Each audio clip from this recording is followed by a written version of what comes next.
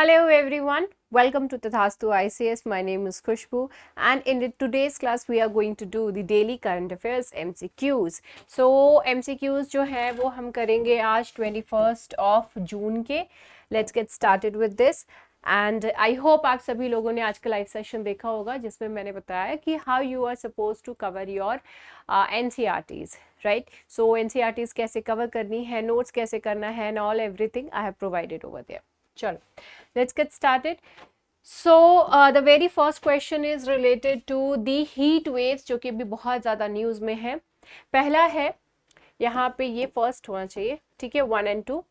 तो first statement इसमें कह रहा है mostly the month for heat waves is from March to June and sometimes even in July as well. गर्मी की लहरों के लिए ज़्यादातर महीना मार्च से जून तक और कभी कभी जुलाई में भी होता है. सेकंड है extreme temperatures and resultant atmospheric conditions badly affect people living in these regions because they are affected by physiological stress. So you have to find out कि इसमें से कौन से जो स्टेटमेंट्स हैं वो बेसिकली करेक्ट हैं.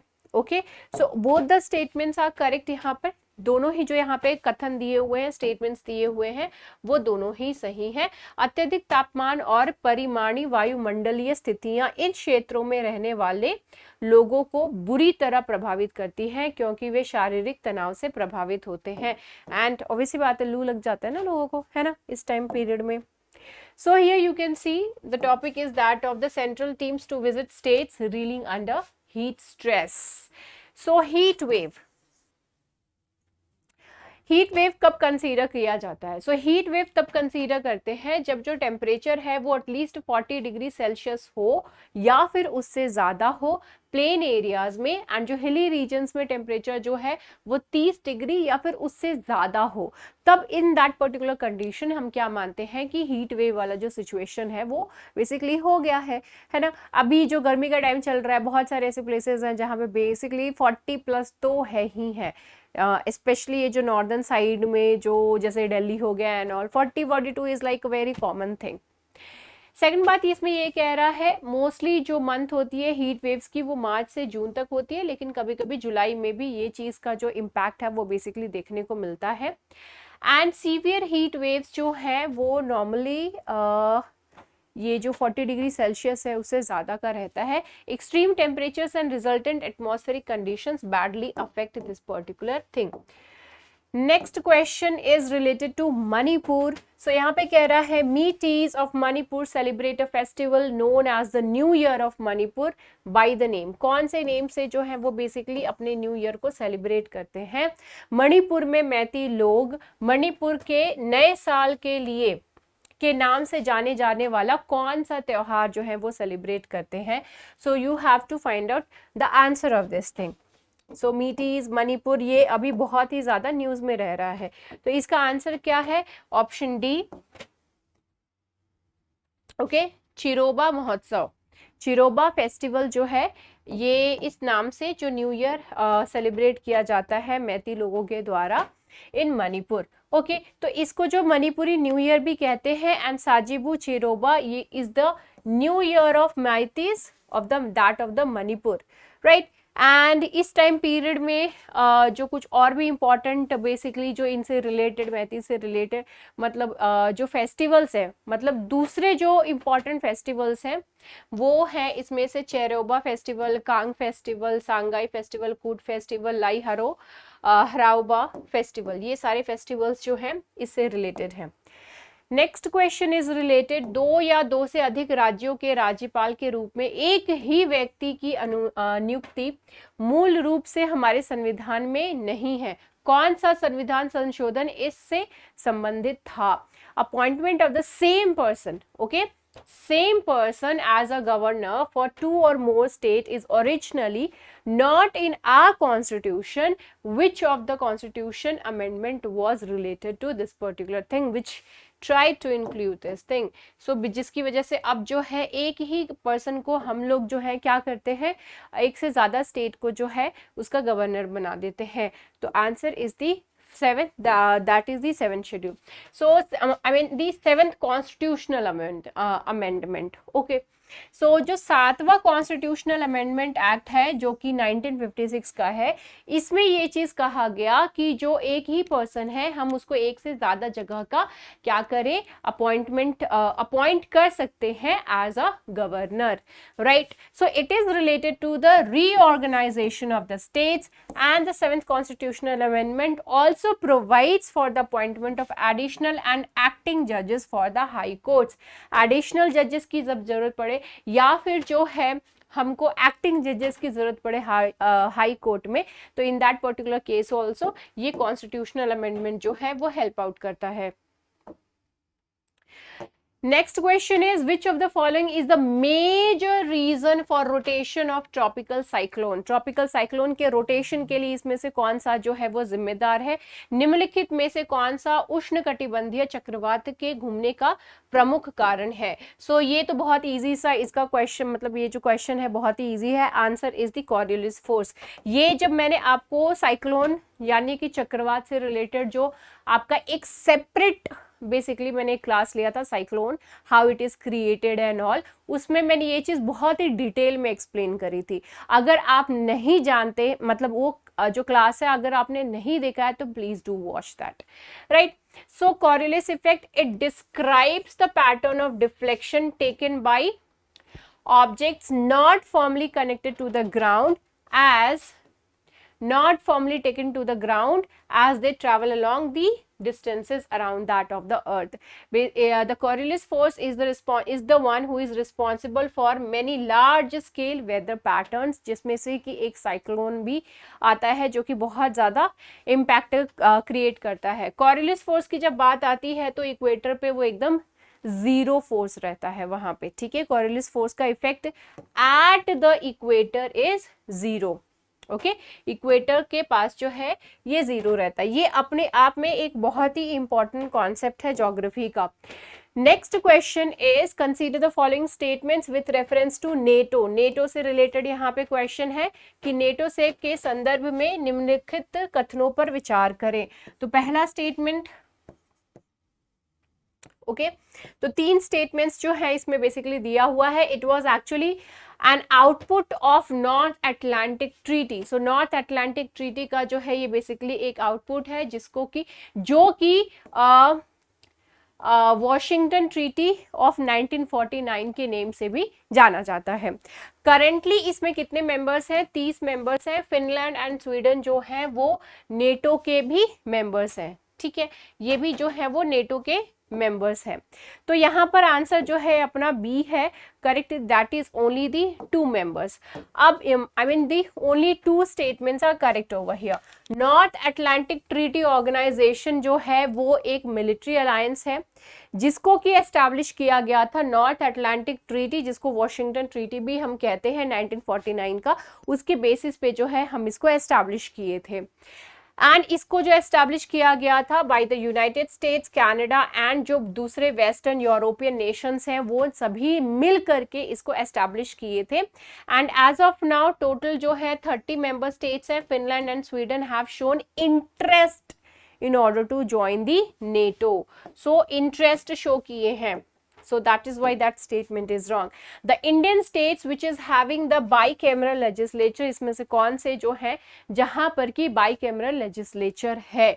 जिन भारतीय राज्यों में द्विसदनीय विधायिका है वो आपको बताना है. यहाँ पे दिए हुए हैं ऑप्शंस, ठीक है. यहाँ पे जो है एक है बिहार, दूसरा है तेलंगाना, तीसरा है आंध्र प्रदेश और जो लास्ट है that is the Uttar Pradesh. Uttar Pradesh लिखा हुआ है, सो that is the Uttar Pradesh. Translation गड़बड़, खैर कोई नहीं,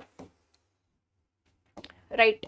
तो ये दिया है, तो इसमें आंसर जो है ऑल ऑफ दीज, ये सभी में जो है वो बेसिकली बाइकैमरल लेजिस्लेचर्स हैं.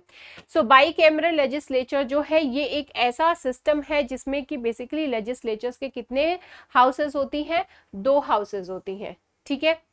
स्टेट लेवल पे लोकसभा के इक्विवेलेंट ये विधानसभा होता है और राज्यसभा के इक्विवेलेंट जो है विधान परिषद होता है। तब ये जब ये दोनों ही रहती हैं, जब ये दोनों के दोनों जो है स्टेट लेवल पे होंगे तब ये बाइकैमरल होगा, नहीं तो नहीं, तब यूनी होगा, राइट। सो लोकसभा के बेसिस पे यहाँ पर जो है स्टेट लेवल पे विधानसभा रहता है और राज्यसभा के बेसिस पे जो है विधान परिषद रहता है। बहुत सारे स्टेट में विधान परिषद नहीं है। Okay, 1/3 of the members of Vidhan Parishad are elected every 2 years। 1/3 जो है हर 2 साल पर उनका जो है इलेक्शन होता है, उनको जो इलेक्ट किया जाता है in order to join the Vidhan Parishad. And ये जो स्टेट्स है, कुछ स्टेट्स के नाम यहाँ पे दिए हुए हैं जहां पर कि बाइकैमरल लेजिस्लेचर है। नेक्स्ट क्वेश्चन यहाँ पे it is related to that of the supreme, it is basically related to the courts. Retired Supreme Court judge can act as a judge of the Supreme Court even for a temporary period. Next is that a High Court judge cannot be appointed as an ad hoc judge of the Supreme Court for a temporary period. Okay तो यहाँ पे जो है जज के appointment से related basically point दिया हुआ है यहाँ पे। ओके आपको बताना है कि कौन से स्टेटमेंट्स जो है वो यहाँ पे करेक्ट है, right. So answer is B, it means that only the second statement is correct, that a high court जज can not be appointed as an ad hoc जज of the supreme court and that is for the temporary period. ठीक है, हमारा जो constitution है उसके part 5 chapter 4, right. So chapter 4 under part 5 of the Indian constitution वो basically किस चीज से डील करता है, जुडिशियरी से ये चीज डील करती है। ओके तो the constitution and jurisdiction of supreme court is stated in detail and that is being done from article 124 to 147 तक। इस बीच में जो है ये बेसिकली सुप्रीम कोर्ट के जो जुरिस्डिक्शंस हैं, उसके powers and everything has been explained this thing, इसमें जो है वो मेंशन किया हुआ है। अनलाइक अदर 2 ब्रांचेस जैसे कि executive and legislatures in Indian judiciary is integrated, वो क्या है, लेजिस्लेचर और जो एग्जीक्यूटिव है वो इंटीग्रेटेड है। आर्टिकल 127 यानी कि 127वां जो आर्टिकल है यहाँ पे बेसिकली अपॉइंटमेंट से रिलेटेड बातें जो है वो लिखी हुई हैं। जो चीफ जस्टिस ऑफ इंडिया है may, okay, chief justice of India may with the previous consent of the president and after the consultation with the chief justice of high court concerned can be appointed as an ad hoc judge of the Supreme Court for a temporary basis. So यहाँ पे जो है वो consultation basically president का consent यहाँ पर चाहिए और उसको consult करना पड़ेगा जो भी हाई कोर्ट के इधर से वो जिस पर्सन को उठा करके सुप्रीम कोर्ट में एज एन ad hoc लेकर के जा रहे हैं, तो वहाँ का जो चीफ जस्टिस है उससे जो है एक तरीके से परमिशन यहाँ पर लेनी पड़ेगी। Retired Supreme Court judge can act as a judge of the Supreme Court even for a temporary period. Temporary period के लिए जो है वो basically हो सकते हैं। Which of the following statement is correct regarding TRAI? ठीक है, telecom regulatory authority of India, इनसे रिलेटेड है। सो पहला स्टेटमेंट कह रहा है that TRAI is not a constitutional body set up in 2002। Second one is that TRAI is regulator and supervisor of the telecommunications sector in India. And the third statement is that it also acts as a dispute settlement body for the telecom sector in India. आपको बताना है कि इसमें से incorrect statement कौन से हैं। सो यहाँ पे बी यानी कि हमारा जो यहाँ पे सेकंड स्टेटमेंट है that is the incorrect one. So जो ट्राई है वो बेसिकली गवर्नमेंट के द्वारा सेटअप किया गया है सेक्शन 3 के अंतर्गत of the telecom regulatory authority of India 1997 के अंतर्गत जो है इसको सेटअप किया गया है। ये एक स्टैट्यूटरी बॉडी है, right. And the second one is that TRAI is the regulator of the telecommunications sector in India. TRAI act जो है इसको अमेंड किया गया, it was amended by an ordinance establishing a telecom disputes settlement and appellate tribunal in order to take over the adjudicatory and disputes functions from that of the TRAI. So ये दो जो basic चीजें हैं dispute से related and all, तो ये type की जो चीजें थी वो टेलीकॉम डिस्प्यूट से सेटलमेंट एंड अपीलेट जो ट्रिब्यूनल है उसको दे दी गई है। एंड ये इस चीज को एस्टैब्लिश किया गया था बाय एन ऑर्डिनेंस, ठीक है, एक ऑर्डिनेंस के थ्रू जो है इसको सेटअप किया गया था।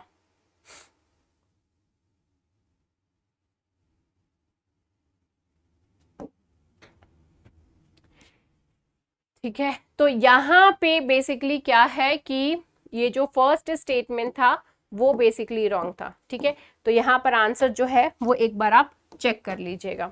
राइट, नेक्स्ट क्वेश्चन यहाँ पर दिया हुआ है related to AFSPA, okay, armed forces special power act. So union and the state government has concurrent power to notify an area under AFSPA. Second is that it gives power to arrest, shoot and to occupy property in counter insurgency. ठीक है, counter insurgency operations, इस time में जो है वो arrest, shoot और occupy कर सकता है किसी भी प्रॉपर्टी को जब आफ्स्पा जो है कहीं पे अप्लाई कर दिए हो। तो यहाँ पे जो जितने भी स्टेटमेंट्स दिए हुए हैं वो बेसिकली क्या है, करेक्ट है। ठीक है, सारे जो है वो करेक्ट है। तो आर्म्ड फोर्सेस, देखिए आफ्स्पा जहाँ पे लग जाता है वहाँ पे जो आर्म्ड फोर्सेस हैं उनको बहुत ज़्यादा पावर्स मिल जाती हैं। इसी वजह से बहुत जहाँ पे भी आफ्स्पा लगता है वहाँ के लोग जो है इस चीज़ के अगेंस्ट में बोलते हैं, क्योंकि दे एक्चुअली से दैट कि जो लोग हैं वहाँ के कि ये लोग गलत इस्तेमाल करते हैं अपने पावर का। कुछ ऐसे इंडियन स्टेट्स जहाँ पे कि आफ्स्पा मतलब अप्लाई किया जा चुका है, तो इम्प्लीमेंट किया जा चुका है कभी ना कभी। तो जम्मू एंड कश्मीर तो डेफिनेटली वहाँ एक तो रहेगा ही, उसके अलावा नागालैंड, असम एंड अरुणाचल प्रदेश। असम भी काफ़ी हद तक इस चीज़ को लेकर के न्यूज़ में रहता है, तो that can also, that is something which you can remember. Next is which of the following country does not surround Black Sea. Black Sea के आसपास इसमें से कौन सी जो कंट्रीज है वो नहीं रहती हैं, मतलब नहीं है। Belarus, Romania, Bulgaria and Ukraine, इसमें से कौन से हैं? ओके, तो यहाँ पे जो है बेलारूस बेसिकली वो नहीं है, डेड सी के पास, ये सॉरी ब्लैक सी के पास जो है वो नहीं है, as you can see over here. Right, तो यहाँ पे this is that of the Black Sea. Black Sea के पास आप टर्की देख सकते हैं, इसके साथ जो है ये बुल्गारिया भी है, रोमेनिया भी है, मालडोवा नहीं है। ठीक है, मालडोवा से पहले ये जो यूक्रेन का पार्ट बेसिकली ये आ जा रहा है। ठीक है, तो यहाँ पे यूक्रेन भी है and that of the Russia is also there and Georgia is also there. Right, so कितने हो गए? 4 1 5, नहीं सॉरी 5 और 1 6, 3 2 5 और 1 6 नीचे हो गया। So Turkey, Bulgaria, Romania, Ukraine, Russia and Georgia, ये सारे जो हैं वो कंट्रीज बेसिकली कहाँ है? डेड सी, सॉरी ब्लैक सी जो है उसके आसपास है, ये सारी के सारी। ओके, चलो, so this was it related to today's MCQs. ज़्यादा कुछ जो है एमसीक्यूज नहीं थे। आज हमारी एनालिसिस जो है वो नहीं रिलीज हुई है, वो कल आपको मॉर्निंग में मिल जाएगी, सो don't worry about that. And कल की एनालिसिस भी कल ही मिल जाएगी, सो don't worry about that. Basically आज जो है हमारा स्टूडियो थोड़ा सा पैक्ड अप था because of the topper shows and all, topper talk. आप लोगों को भी तो है ना जानना है टॉपर्स किस तरीके से प्रेपरेशन किए, so that is also important. So that this is why it was little occupied, but tomorrow मतलब मॉर्निंग में जो है वो आपको मिल जाएगा, so don't worry about that. Right, चलो, so see you in the next class. Bye bye, take care and have a great time. Bye bye.